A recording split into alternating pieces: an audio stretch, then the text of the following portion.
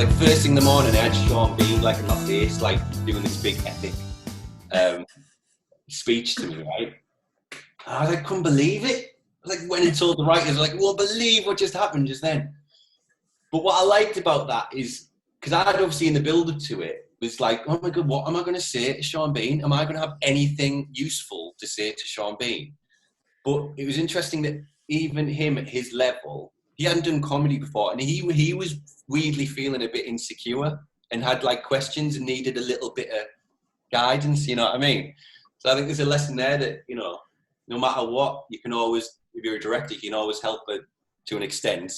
And if you're an actor, don't be scared of asking, because even Sean Bean gets a little insecure sometimes. I think you've just led us quite nicely, Tom, on to a topic that I was hoping that you would touch upon. Is that, you know, is confidence, and whether you, I mean, undoubtedly you'll have that little bit of nerves before doing anything. Yeah. But, you know, when you're stepping onto a film set and you're working with new people, maybe it's a crew you've never worked with, actors you've never worked with. Yeah.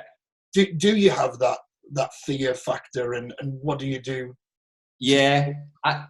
You always do to an extent, but it's funny, especially now, unless everything's going completely tits up, generally, you sort of like, it's like what I was saying about my early days, just making stuff, and you sort of develop a bit of a third eye, and you just sort of like editing as you go along. More often than not, you just sort of go into that mode, and it's just like being a student filmmaker again, you know, and it's just like you get into making stuff and you're too concerned with getting that next shot to take in the fact that there's God knows how many trucks parked up outside, and there's God knows how many hundreds of people all working on this thing, and how much money getting spent. Because when you film, that's what I like about filming, no matter what, it always boils it down to like, right, we just need to get this shot of that person doing that thing, and then we're done, and then you move on. You know, it sort of simplifies it and boils it down to a good way. And even, yeah, like with the Netflix job and the other bigger American stuff, at first there's always a moment of like, well, look at all this money that's getting spent. But as soon as you get going, you very quickly just know you just need that next shot, you know. But what I should say is early doors, what I did have, right, was a few experiences. Like my first ever bit of TV was on a job called Coming Up, which was a scheme specifically for new writers and new directors, right, to get them a shot at doing telly for Channel 4. So I did a one-off little half hour for Channel 4, and because of the nature of it, the producers were very nurturing and lovely and sort of guided you through the process, right? So I had that, a little half hour. And then my very next job, literally a few weeks later, because I'd done that, I got my first chance at doing like an ITV2 show and doing 3 1 hours with special effects and things. And in contrast, that was horrible. Oh, it was awful. It was so bad. It was so like stressful.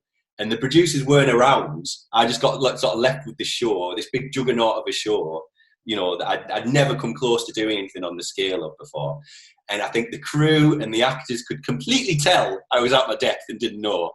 And I remember certainly for the first week or 2 weeks of the shoot, I was like my stomach was literally twisting round in knots, and I'd get cold sores. I think so I was so stressed out and I wouldn't sleep. And I was a bit of a dead man walking on set.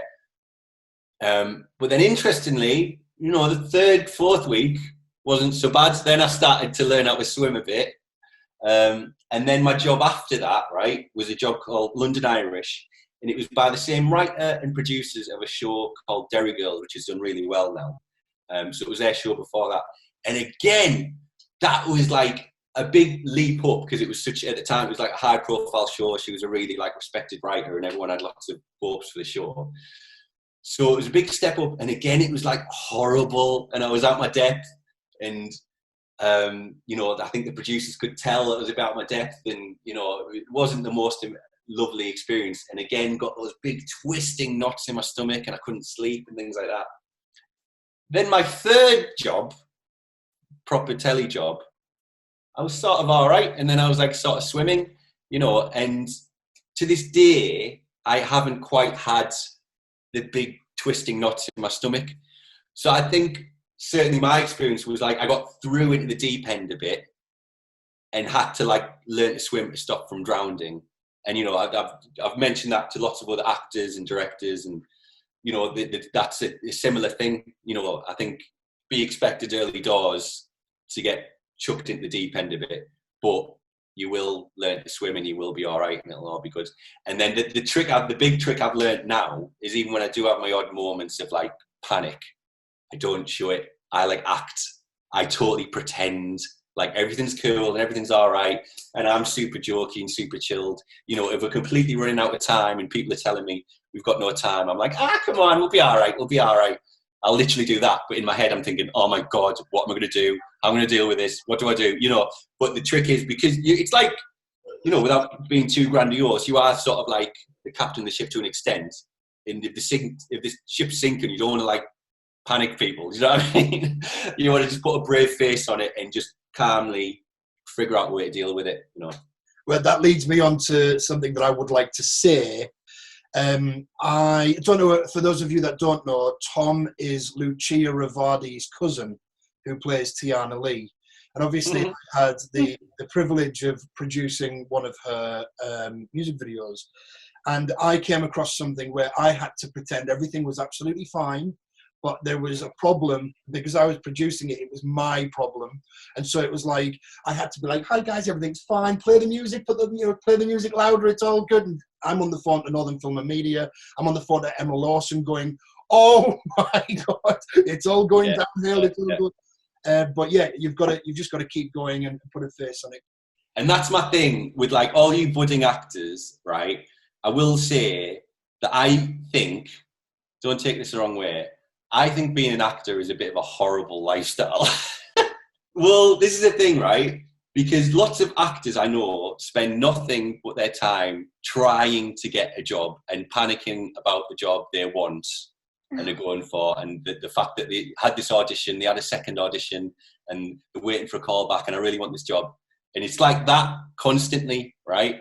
Whereas my job, I like, especially in the UK, if I get one TV series, that's like 6 months of the year I've got a job because I do everything from the prep to the shoot to the edit. So I've got like a job for like 6 months, right?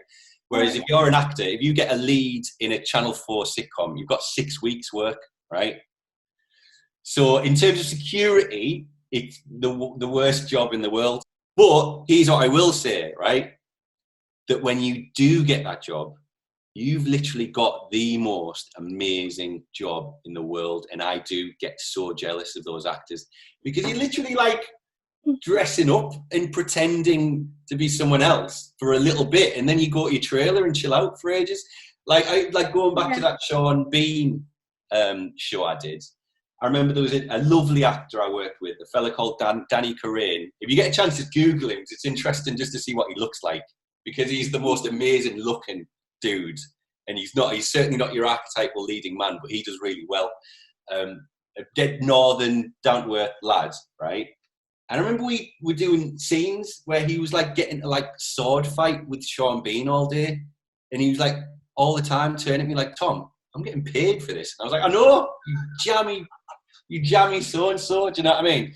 So that's my one thing with being an actor. Like, I guess I've sort of ended up behind the camera, like as I say, because when I was shooting little short films with my friends, for whatever reason, I just knew how the shot should look and I was the best at filming. So I ended up, and that's literally what's ended up with me being the director.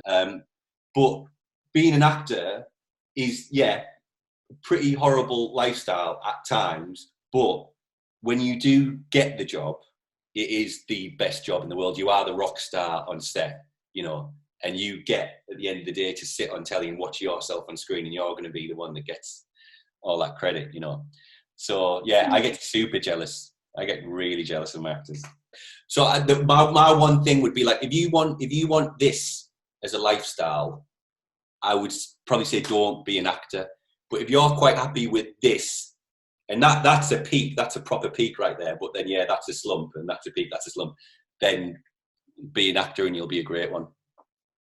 Because especially on a TV set and especially at certain times, it can be so like mental and there's like so many people carrying stuff and shouting and stuff moving around So my first thing would be like find a quiet space. Hopefully, you know, you'll have a trailer and you can go to your trailer and stuff like that. Find a quiet space and just the script. And it's sort of the same for me as a director, right? When I'm a bit overwhelmed by all that shit, by all that stuff and stuff getting carried in, being really noisy, I literally find a quiet space and just, on a TV set, you don't even have the full scripts. What you have is sides, which is literally just the scenes you're doing that day. So it's dead little, just have these little things like that. Like go off and just like concentrate on the scripts and read it and think about it. And like in particular with comedy, think about when you first read it and what made you laugh and what attracted it to you. You know, what was that? What gave you that gut reaction and that gut instinct to it? You know, that's what I always do. So you've got to like not lose sight of that, because when that script was written, whether it was you, whether it was like a writer, they didn't have any of the nonsense going on around. It was just them and the keyboard, and it was almost like the purest moment of creation was them just writing that script. And you always need to hold on to that and remember that. You know what I mean? So my advice would be just concentrate on the script, think about what first drew you to it and what gave you that gut reaction, and concentrate on that, because that's certainly what I always do when it all gets a bit hectic and mental. With like Famalam, because sketches are so short, I literally will I'll go straight into the script, right? I'll just write a little 3-minute script and it's done, right? So if you're thinking about something longer, I have a couple of bits of advice. My first one, right? If you're at all interested in screenwriting, there's a book called Save the Cat by Blake Snyder, right? Save the Cat, Blake Snyder, right? I'll text Danny it and I'm sure we can send it out. But there's lots of screenwriting books, and I have tried and failed to read all these screenwriting books, and they're always about that thick and literally put me to sleep. Blake Snyder, Save the Cat, is like this, and he's super concise, to the point. Here's how you do it, right? And no exaggeration, I read that book. A few months later, I wrote a screenplay and it sold for an all right bit of money. Do you know what I mean? It was as drastic as that. Reading this book literally got me a deal on a screenplay for a feature film that same year, within months. So that's my first fundamental bit of advice, right? Blake Snyder, Save the Cat. If you think about 12 minutes into a feature film, something mental will happen. It'll basically be like, you know, a character going about his day and then something mental will happen. So he breaks it down in as much as like, you'll have about 1, 2, 3 cards and then something mental will happen. And then after that, you need to do this. And he basically tells you to map it out. And he says it in the book and it's so true. But there's something weirdly helpful about it being on these cards, seeing scenes like this, you know, big, thick letters, a few words. It's strangely helpful. So before I ever write a feature script, or even like for my half-hour sitcoms now, the first port of call is these little cards and literally mapping it out. And you don't always, obviously, nail it 100%, but what it does give you is a good backbone to like get started. And then when you're stuck, you know, when you've had a little flourish of like 3-4 pages, and suddenly you're like, all right, what next? You just literally look to the cards, and it's just a helpful little jolt, and then, oh yeah, I need to do that thing next. So yeah, that's my first port of call when writing stuff. Yeah, funnily enough, I've just bought that book. Literally, it landed yesterday in my letterbox. It's really refreshing to hear some of your anecdotes, Tom. Yeah, because obviously, you know, it's been a little while since we've seen each other face to face. But yeah, in touch with you is always nice to see what journey you're on during this incredibly testing time. Having guests come and speak to us is super, super invaluable. Yeah. Like I can't tell you how appreciative certainly I am. I know that, man. Almost certain everybody feels the same. But genuinely, thank you very much. And thanks for having me. Honestly, in this testing time, it's nice to just talk a bit. So it's good. Thank you for indulging me. Not at all. Not at all. Go and enjoy your day, Tom. And cheers, man. See you all later. Thank you, guys. With everything, mate. Take it easy. See you later. Bye. Right. Take care.